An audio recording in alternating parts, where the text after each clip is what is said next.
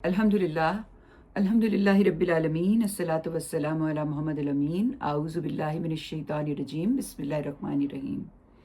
जी, तो चैप्टर 1 इसका तकरीबन आधा हिस्सा हम कर चुके थे, तो उससे आगे हम इसकी इब्तिदा करते हैं आज सूरत आले इमरान से। तो ये सूरा, जैसे कि मैंने आपको बताया था कि ये नसारा पर, जिनको हम ईसाई कहते हैं, जो हज़रत ईसा के फॉलोवर हैं, उन पर इत्माम हुज्जत करती है और इसमें उनके तमाम एतराज़ात के जवाब दिए गए हैं जो अहले किताब की तरफ से पेश किए गए थे, उठाए गए थे। उस वक्त के लोगों में, जो उस वक्त के नसारा थे, उनके अंदर ये सवालात थे, उनको जवाब दिया है। और आखिरी आयात में शरीयत के हकूक़ अदा करने के लिए बुनियादी हिदायत दी गई हैं। तो हम इस सूरा की आयत 196 से 200 तक इसको पढ़ लेते हैं, जिसमें कि बयान किया गया है कि वैसे तो इस सूरा में, चूँकि मैंने आपको बताया है कि जो नसारा हैं उनके तमाम सवालात, जो उन्होंने ट्रिनिटी का कॉन्सेप्ट जो उनके अंदर पैदा हो गया था, जिसमें उन्होंने हज़रत मरियम, हज़रत ईसा और हज़रत जिब्राईल अलैहिस्सलाम और खुदा, इनको इस तरीके से बयान किया था कि एक ट्रिनिटी बनाते थे, हज़रत ईसा, जिब्राईल अलैहिस्सलाम और हज़रत मरियम, और फिर खुदा का जस्दी ज़हूर जो है वो हज़रत ईसा की सूरत में दुनिया के सामने है और वो उसको खुदा का बेटा मान के चल रहे थे। तो इन सारी जो तहरीफात और खराफात थी, इनका जवाब इसमें दिया। तो जो आखिर में जो बुनियादी हिदायत थी वो दी गई है। तो हम सूरा की इस आयत को देख लेते हैं। तो फरमाया, अच्छा, उस आयत 196 से पहले हम सूरत आले इमरान की आयत नंबर 14 को देख लेते हैं।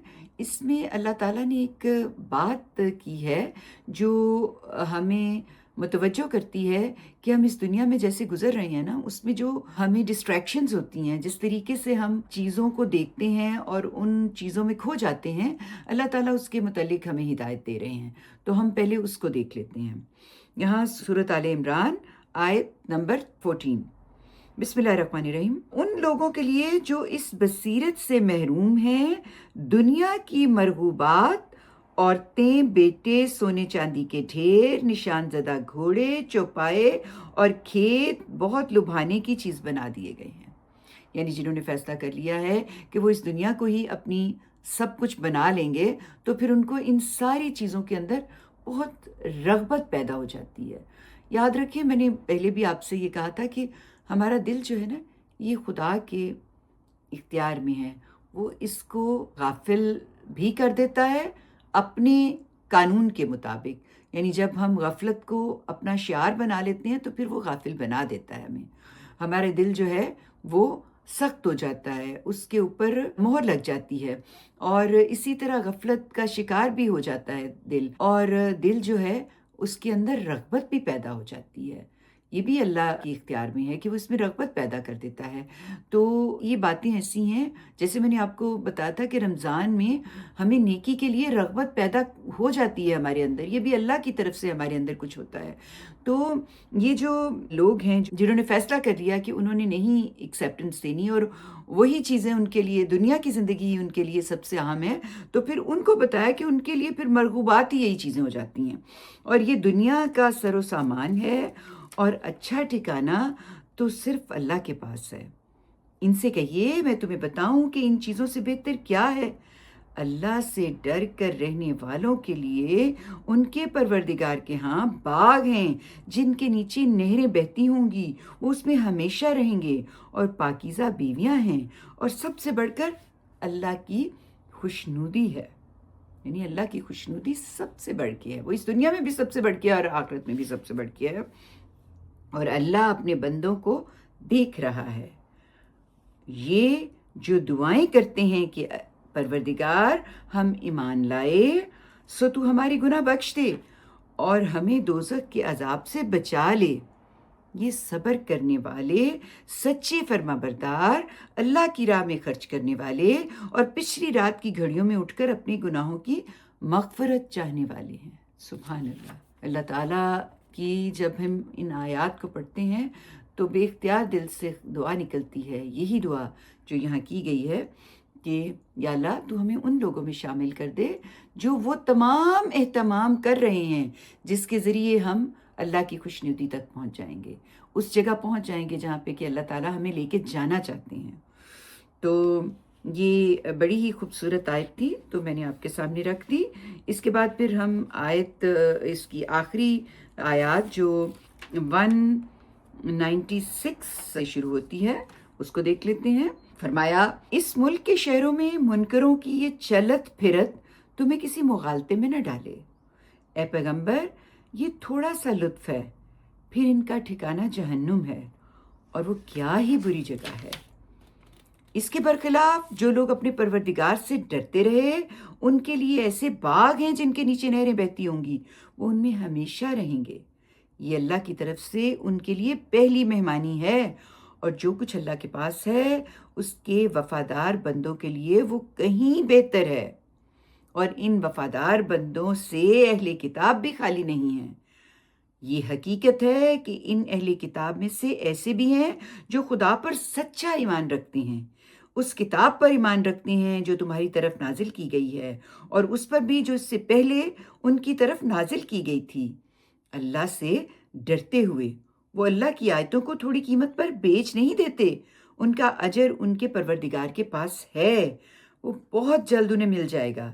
اس کے لیے اللہ حساب چکانے میں دیر نہیں لگاتا۔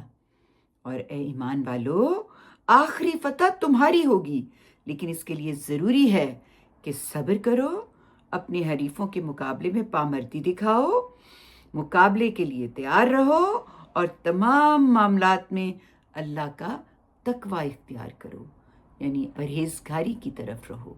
اللہ کے ساتھ اپنا تقوی کا تعلق جو ہے وہ بناؤ، جس میں کہ اللہ تعالیٰ کا وہ وعدہ آپ کے سامنے آ جائے گا کہ تقوی کرنے والوں کے ساتھ اللہ تعالیٰ بہت قریب ہیں۔ تو یہاں یہی کہا کہ تیار رہو اور تمام معاملات میں اللہ کا تقوی اختیار کرو۔ تو یہ بہت ہی اہم آیات تھیں سورت آل عمران میں سے۔ تو اب ہم سورت نساء کی طرف موو کرتے ہیں اور دیکھتے ہیں کہ یہ سورت نساء جو ہے یہ صالح معاشرت کی بنیاد کو واضح کرتی ہے، یعنی اس سورت کا موضوع ہی امت مسلمہ کے لیے معاشرتی معاملات، گھریلو زندگی کے معاملات، معاشرے کے کمزور طبقات یعنی بچے، یتیم اور خواتین کے متعلق احکامات جو ہیں وہ اس میں دیے گئے ہیں، اور معاشرے کا تزکیہ اور تطہیر کرنے کے لیے سورت کی ابتدا میں ہی جو پہلی آیت ہے وہی اس ہدایت کی ایک جامع تمہید ہے۔ ہم اسی سے اس کی ابتدا کرتے ہیں اور اس کو پڑھ لیتے ہیں۔ اس میں فرمایا، بسم اللہ الرحمن الرحیم، لوگو اپنے پروردگار سے ڈرو جس نے تمہیں ایک جان سے پیدا کیا اور اسی کی جنس سے اس کا جوڑا بنایا، اور ان دونوں سے بہت سے مرد اور عورتیں اس دنیا میں پھیلا دیں۔ اس اللہ سے ڈرو جس کا واسطہ دے کر تم ایک دوسرے سے مدد چاہتے ہو، اور ڈرو رشتوں کے توڑنے سے، بے شک اللہ تم پر نگہبان ہے۔ تو یہیں سے بات کی ابتدا کرتے ہوئے اللہ تعالیٰ یہ بتا رہے ہیں کہ تمہیں ایک جان سے پیدا کیا ہے، تو کسی کو کسی پہ کوئی برتری نہیں، تو جو عورتیں اور مرد ہیں ان کے مابین کوئی فرق نہیں، دونوں ایک ہی طرح کے ہیں، اور جن رشتوں میں تمہیں باندھا گیا ہے ان رشتوں کے تقدس کا خیال کرو، ان کی پامالی سے ڈرو، جو رشتوں میں اللہ نے تمہیں باندھا ہے اس پہ قائم رہو، تو اللہ سب کچھ دیکھ رہا ہے، اللہ تم پہ نگران ہے۔ تو اس کے بعد جو میں نے اگلی آیت اس میں سے لی وہ آیت 29 سے 31 تک ہے، جس میں ایمان والوں کو مخاطب کیا ہے، جس میں جان مال اور آبرو کی حرمت بھی بتائی ہے۔ تو اس کو اب ہم دیکھ لیتے ہیں۔ یہ وہ آیات ہیں جن کو آپ اپنے ذہن میں رکھیں اور ان کے بارے میں غور کریں، ان کی طرف متوجہ ہوں، کیونکہ ان کے ذریعے آپ کو قرآن کے اندر جو آپ کے لیے پیغام ہے وہ پہنچتا ہے۔ تو فرمایا، یہ اس سے پہلے جو آیت نمبر 28 ہے وہ بھی اللہ تعالیٰ کی بہت ہی، جس طرح سے اللہ معاملہ کرتے ہیں انسانوں کے ساتھ اس کی طرف متوجہ کرتے ہیں، اور پھر آگے سے حکم دے رہے ہیں، تو وہ آیت بھی دیکھ لیتے ہیں۔ آیت 28 میں کہہ رہے ہیں اللہ تعالیٰ، اللہ تم پر سے پابندیوں کو ہلکا کرنا چاہتا ہے اس لیے کہ تمہاری کمزوریوں کی رعایت کرے، اور حقیقت یہ ہے کہ انسان بڑا ہی کمزور پیدا ہوا ہے۔ وہ مالک ہے نا، اس نے ہمیں بنایا ہے، وہ جانتا ہے ہم کیا کر سکتے ہیں کیا نہیں کر سکتے. تو اس نے بہت سی پابندیاں جو خود سے لگا لی ہوئی تھیں، یہود اور نصارہ نے اپنی بدعات کو فالو کرتے ہوئے انہیں نجات دی اور ان کو ہلکا کر دیا. تو آگے فرمایا، ایمان والو ایک دوسرے کا مال آپس میں باطل طریقوں سے نہ کھاؤ، الا یہ کہ باہمی رضامندی سے تجارت کی جائے، اور ایک دوسرے کو قتل نہ کرو، اس میں شبہ نہیں کہ اللہ تم پر بڑا مہربان ہے. اور یاد رکھو، جو لوگ ظلم اور زیادتی کے ساتھ ایسا کریں گے ان کو ہم ضرور ایک سخت بھڑکتی ہوئی آگ میں جھونک دیں گے، اور اللہ کے لیے یہ بہت ہی آسان ہے. ان گناہوں سے بچو، اس لیے کہ تمہیں جن چیزوں سے منع کیا جا رہا ہے ان کے بڑے بڑے گناہوں سے اگر تم بچتے رہے تو تمہاری چھوٹی برائیوں کو ہم تمہارے حساب سے ختم کر دیں گے اور تمہیں عزت کی جگہ داخل کریں گے. سبحان اللہ. اللہ تعالیٰ بہت بے نیاز ہے اور وہ انسانوں کو بہت نوازتا ہے. پھر اس کے آگے فرمایا، یہ بھی آیات ایسی ہیں جو آپ کے ذہن میں رہنی چاہیے، اور جو کچھ اللہ نے تم میں ایک کو دوسرے پر ترجیح دی ہے اس کی تمنا نہ کرو، اس لیے کہ مردوں نے جو کمایا اس کا حصہ انہیں مل جائے گا اور عورتوں نے جو کمایا اس کا حصہ انہیں بھی لازماً مل جائے گا. ایک دوسرے سے آگے بڑھنے کی تمنا ہو تو اس میدان میں آگے بڑھو، یعنی ایک دوسرے سے سبقت لینی ہی یہ نہ کرو کہ میں عورت تو میں بڑی کمال چیز، یا آدمی کہے میں مرد تو اس کی وجہ سے میں بڑا کمال. جو اللہ نے تمہیں صلاحیتیں دی ہیں، جو تمہیں اللہ تعالیٰ نے خاص قسم کی فطرت پہ پیدا کیا ہے، اس کو سمجھو، اور ایک دوسرے سے آگے بڑھنے کی تمنا ہو تو اس میدان میں بڑھو اور اس کے لیے اللہ سے اس کے فضل کا حصہ مانگو. یقیناً اللہ ہر چیز کا علم رکھتا ہے. یہی ترجیحات وراثت کی تقسیم میں بھی ملحوظ رہیں، اور والدین اور قرابت مندوں کو چھوڑے ہوئے مال میں انہی کے مطابق ہم نے ہر ایک کے لیے وارث ٹھہرا دیے ہیں. ان میں تبدیلی کی کوشش نہ کرو، اور رہے وہ لوگ جن سے تمہارے عہد و پیمان ہوں تو ان کا حصہ انہیں دو. اس میں البتہ کسی حقدار کو نقصان پہنچانے کا کوئی ارادہ نہیں ہونا چاہیے، اس لیے کہ اللہ ہر چیز پر نگران ہے. یہ ہدایات جو دی جا رہی ہیں ان کی طرف متوجہ ہو کر اپنی زندگی میں اسے رائج کریں، تاکہ قرآن کا جو پیغام ہے وہ پریکٹیکلی ہمیں اپنی زندگی میں روبہ عمل ہوتا ہوا نظر آئے. پھر اس کے بعد جو آیت 36 ہے وہاں سے بھی جو اللہ تعالیٰ رہنمائی کر رہے ہیں وہ بھی یہاں دیکھ لیتے ہیں. آیت 36 فرمایا، اور تم سب اللہ کی بندگی کرو اور اس کے ساتھ کسی چیز کو شریک نہ ٹھہراؤ، والدین کے ساتھ اچھا برتاؤ کرو، اور قرابت مندوں، یتیموں، مسکینوں اور پڑوسی رشتہ داروں، اجنبی ہمسایوں اور ہم نشینوں کے ساتھ بھی حسن سلوک سے پیش آؤ. اسی طرح مسافروں اور لونڈی غلاموں کے ساتھ جو تمہارے قبضے میں ہوں. اللہ ان لوگوں کو پسند نہیں کرتا جو اتراتے اور اپنی بڑائی پر فخر کرتے ہیں، جو خود بھی بخل کرتے ہیں اور دوسروں کو بھی اس کا مشورہ دیتے ہیں، اور اللہ نے اپنے فضل میں جو کچھ انہیں دیا ہے اسے چھپاتے ہیں. ایسے ناشکروں کے لیے ہم نے ذلیل کر دینے والا عذاب تیار کر رکھا ہے، جو اپنا مال لوگوں کو دکھانے کے لیے خرچ کرتے ہیں اور نہ اللہ کو مانتے ہیں اور نہ قیامت کے دن پر ایمان رکھتے ہیں. ان کا ساتھی شیطان ہے، اور حقیقت یہ ہے کہ جس کا ساتھی شیطان بن جائے تو وہ بہت ہی برا ساتھی ہے. ان کا کیا نقصان تھا اگر یہ اللہ اور قیامت کے دن پر ایمان لاتے اور اللہ نے جو کچھ انہیں بخشا اور اس میں خرچ کرتے. اور حقیقت یہ ہے کہ اللہ ان سے خوب باخبر ہے.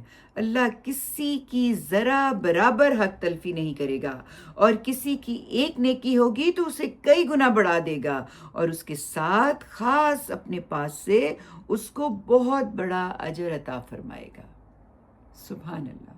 میں چاہتی ہوں کہ یہ وہ آیات ہیں جن کو اپنی زندگی میں رائج کریں. یہ وہ باتیں ہیں جو کہ یاد دہانی ہیں جس کو ہم نے ہر وقت اپنی زندگی میں شامل رکھنا ہے. تو یہاں تک میرا خیال ہے ہم نے کچھ آیات دیکھ لیں. یہ جو ہم نے آیت 40 تک پڑھا ہے، یہ 40 تک ہم نے اس کو پڑھ لیا ہے، اور یہ جو ہیں فضائل اور رذائل اس میں بیان ہوئے ہیں. اور اب ہم مزید اس میں آیت 119 سے 124 تک راہ نجات کے لیے عمل صالح کے حوالے سے جو بات بیان کی ہے اسے بھی پڑھ لیتے ہیں تاکہ ہم اس کے حوالے سے مکمل کلیئرٹی پہ کھڑے ہوں۔ آیت 119 سے 124 فرمایا، اللہ اس چیز کو نہیں بخشے گا کہ اس کے شریک ٹھہرائے جائیں، اس کے نیچے البتہ جس کے لیے چاہے گا اپنے قانون کے مطابق بخش دے گا، اس لیے شرک سے دور رہو اور یاد رکھو کہ جو اللہ کے شریک ٹھہرائے گا وہ بہت دور کی گمراہی میں جا پڑا۔ ان پر افسوس، یہ اللہ کے سوا بھی پکارتے ہیں تو دیویوں کو پکارتے ہیں، اور پکارتے بھی ہیں تو اسی شیطان کو پکارتے ہیں جو سرکش ہو چکا ہے، جس پر خدا نے لعنت کی ہے اور جس نے کہہ رکھا ہے کہ میں تیرے بندوں میں سے ایک مقرر حصہ لے کر رہوں گا، میں انہیں بہکاؤں گا، انہیں آرزوؤں میں الجھاؤں گا، انہیں سکھاؤں گا تو وہ چوپایوں کے کان پھاڑیں گے، اور انہیں سکھاؤں گا تو وہ اللہ کی بنائی ہوئی ساخت کو بگاڑیں گے۔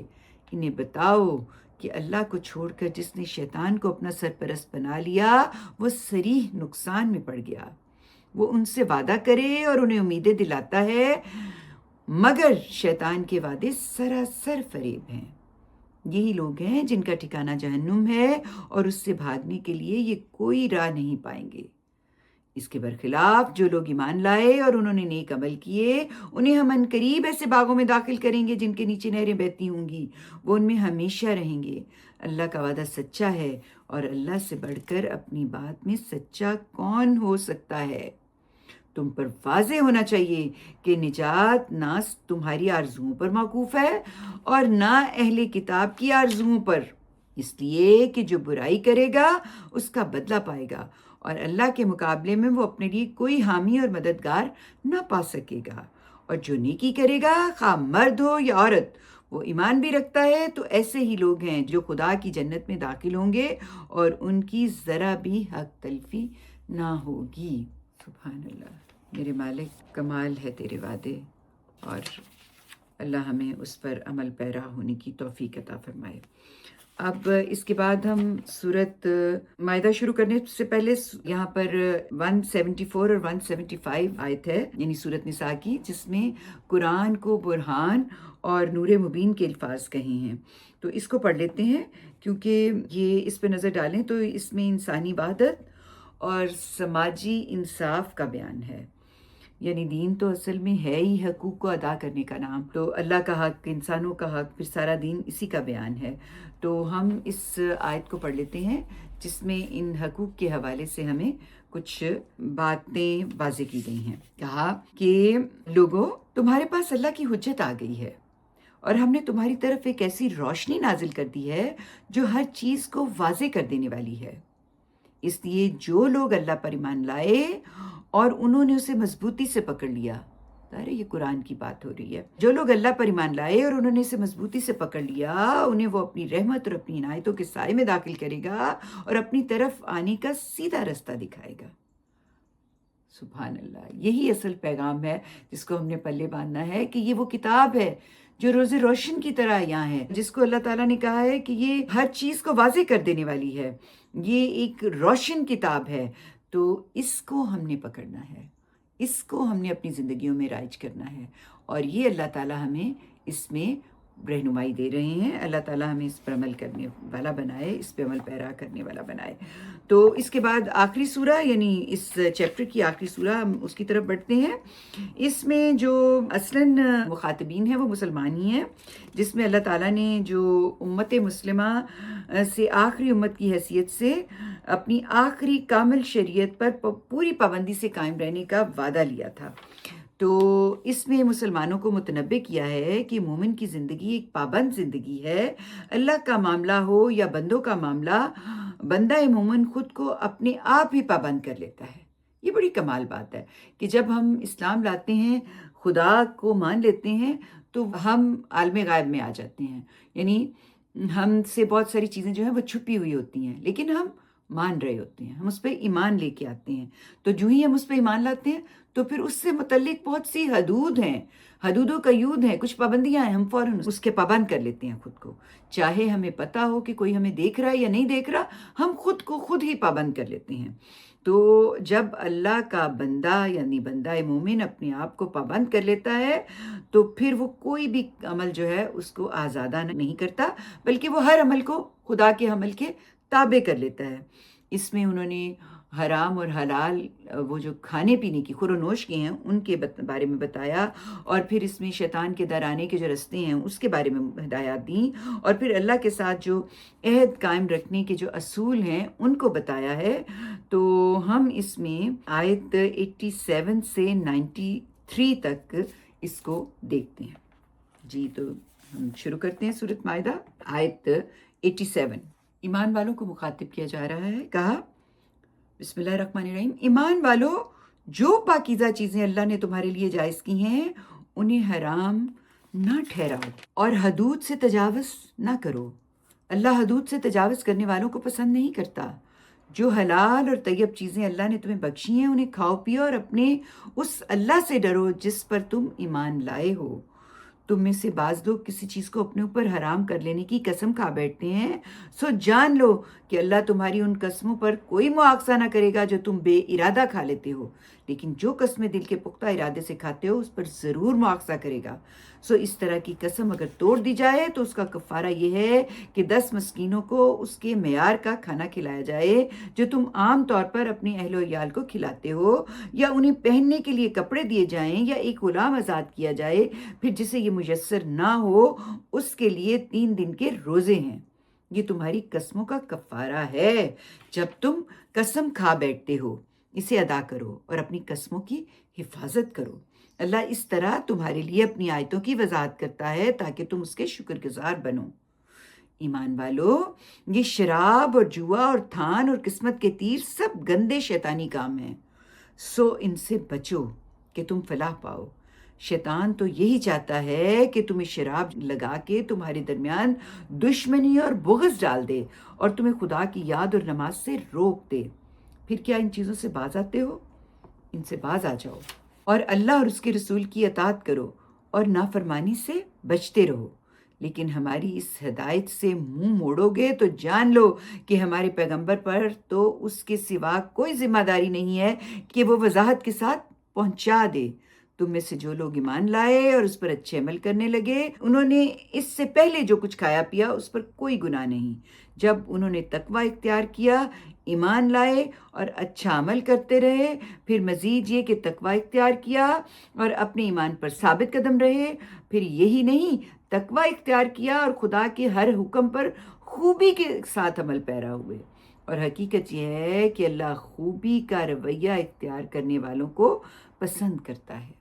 اس کے بعد آگے بھی بہت سے باتیں اللہ تعالیٰ نے جن کی ممانت کی اور جن کی اجازت دی کھانے پینے خور و نوش کے حوالے سے اس کا ذکر کیا ہے. آپ اس کی طرف جب بھی آپ قرآن پڑھنا شروع کریں اور خور و نوش کے متعلق آپ چیزوں کو جاننا چاہیں تو ان آیات کی طرف متوجہ ہوں. تو یہاں تک ہم نے سورۃ مائدہ کی آیت کو دیکھا، اس میں جو باتیں تھیں ان کے حوالے سے پڑھا. اب ہمارا آج کا جو باب ہے وہ یہاں پر اختتام پذیر ہوتا ہے. تو ہم نے یہ دیکھنا ہے کہ ہم نے یہاں سے کیا سیکھا، ہم کیا لے کے چل رہے ہیں. ہم نے اپنی عبادت کو اخلاق میں ڈھالنا ہے، یعنی عبادت کرنی ہے اور بہترین طریقے سے کرنی ہے، اخلاص کے ساتھ کرنی ہے، خلوص نیت سے کرنی ہے اور احسن طریقے سے کرنی ہے. اور ہمارا ایمان نظر آنا چاہیے ہمارے رویوں میں. یعنی یہ ایمان بے شک ایک داخلی کیفیت ہے، ایک اندر کے حالت ہے، لیکن یہ ہمیں نظر آنی چاہیے. جب ایک انسان مسلمان اپنے آپ کو کہتا ہے کہ میں صاحب ایمان ہوں تو پھر اس کا رویہ، اس کا اٹھنا بیٹھنا، اس کا چلنا پھرنا، اس کے آداب، ہر چیز میں وہ ایمان کی جھلک نظر آنی چاہیے. جب وہ کوئی معاملہ کر رہا ہے تو جس انصاف کے ساتھ وہ معاملہ کرے اس کا ایمان اس میں نظر آنا چاہیے. تو رمضان اسی حوالے سے ہماری کردار سازی کرتا ہے۔ تو یہ قرآن کے جو اخلاقی اور آفاقی اصول ہیں یہ ہم نے پڑھے۔ اللہ تعالیٰ سے دعا ہے کہ وہ ہمیں ان احکامات کے مطابق عملی زندگی میں انہیں پریکٹس کرنے کی توفیق عطا فرمائے۔ احکامات اور اخلاقیات سے متعلق جو ہم نے آیات سنی ہیں اس سے آپ کے ذہن میں کوئی سوال پیدا ہو تو اس کو نوٹ کریں، اس کا جواب تلاش کرنے کی خود کوشش کریں۔ قرآن جب پڑھیں اس کا جواب تلاش کرنے کی کوشش کریں، اور اگر اس کا جواب آپ کو کنفیوز کرتا ہے تو پھر اس کو سامنے لے کے آئیں، ہم اس کو ڈسکس کریں گے۔ اور اس کو بھی اپنے ذہن میں رکھیں کہ جب جب ہم یہ قرآن پڑھ رہے ہیں، ہم نے جو چیزیں پڑھی ہیں اس میں ہم نے یہ بھی دیکھنا ہے کہ اس میں ہم نے کیا سیکھا اور یہ قرآن مجھ سے کیا چاہ رہا ہے، اور اس میں میرے لیے کیا پیغام ہے۔ یعنی ہم نے یہ رکھنا ہی اس حساب سے تھا نا، اس کو چیپٹر وائز ہم نے تقسیم کیا تھا کہ ہم نے اس میں اللہ نے جو ہمیں پیغامات دیے ہیں، ہمیں اس دنیا سے دوسری دنیا کو جوڑنے کے لیے، اپنی تیاری کے لیے ہم نے ان کو دیکھنا ہے اور سمجھنا ہے۔ اور یہ جو آج ہم نے پڑھا، یعنی یہ جو چیپٹر آج ہم نے کمپلیٹ کیا، اس میں ہم نے دیکھنا ہے اس پورے چیپٹر کو سامنے رکھتے ہوئے کہ اس پیغام کے حوالے سے ہماری کیا رہنمائی ہوئی ہے، تو ہم کیا کچھ سمجھ پائے ہیں، کیا کچھ جان پائے ہیں۔ تو آخر میں دعا کروں گی کہ اللہ تعالیٰ ہمیں قرآن کو پڑھنے، سمجھنے اور اس پر عمل کرنے کی توفیق عطا فرمائے، ہمیں ایک سچا مسلمان، سچا ایماندار، وہ انسان جو اپنی ہر بات کے لیے قرآن کی طرف رجوع کرتا ہے کہ مجھے قرآن سے رہنمائی ملے، تو ہمیں ایسا انسان بنا دے۔ قرآن ہماری آنکھوں کا نور اور دل کا سکون بن جائے۔ اس دعا کے ساتھ اجازت دیں۔ وآخر دعوانا ان الحمدللہ رب العالمین۔